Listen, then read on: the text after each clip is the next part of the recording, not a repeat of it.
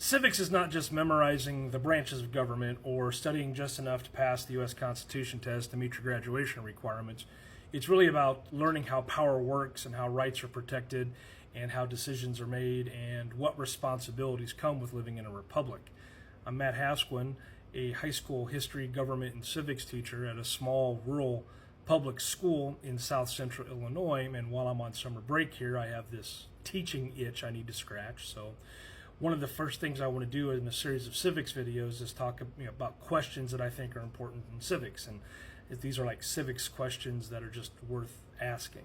And so the first question I want to kind of attack here is, it's pretty simple, and it's also one of the most important, and it kind of sets everything else up, and that is, why do we have government in the first place?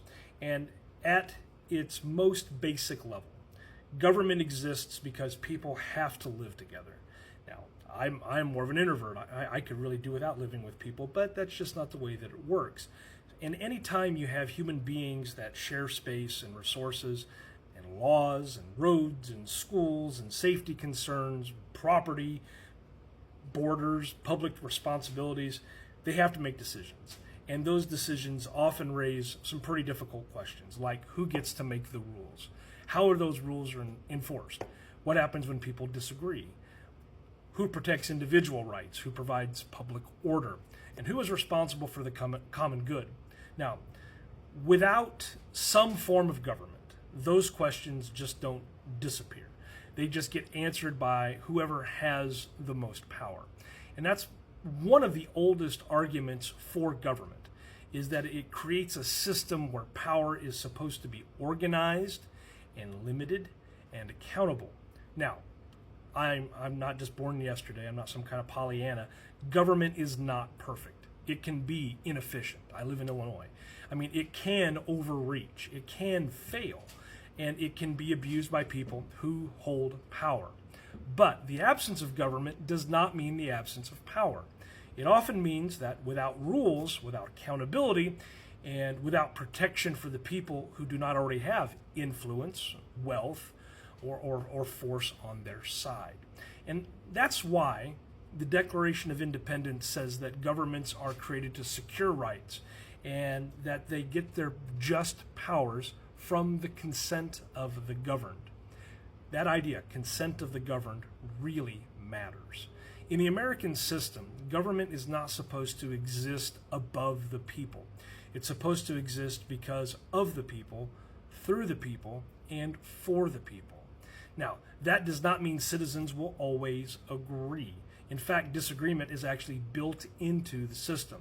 We argue about things like taxes and schools and courts, roads, policing, voting, speech, religion, property, public safety, and also individual freedom, because those issues really do matter, because they affect real people in real communities.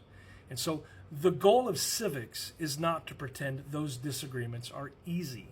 The goal is to understand the system well enough to participate in those disagreements responsibly. So, why do we have government? We have government because people need order. Rights need protection. Conflicts need peaceful ways to be settled. And communities really need a way to make decisions about shared problems. So the real civic question is not whether power will exist, because power always exists.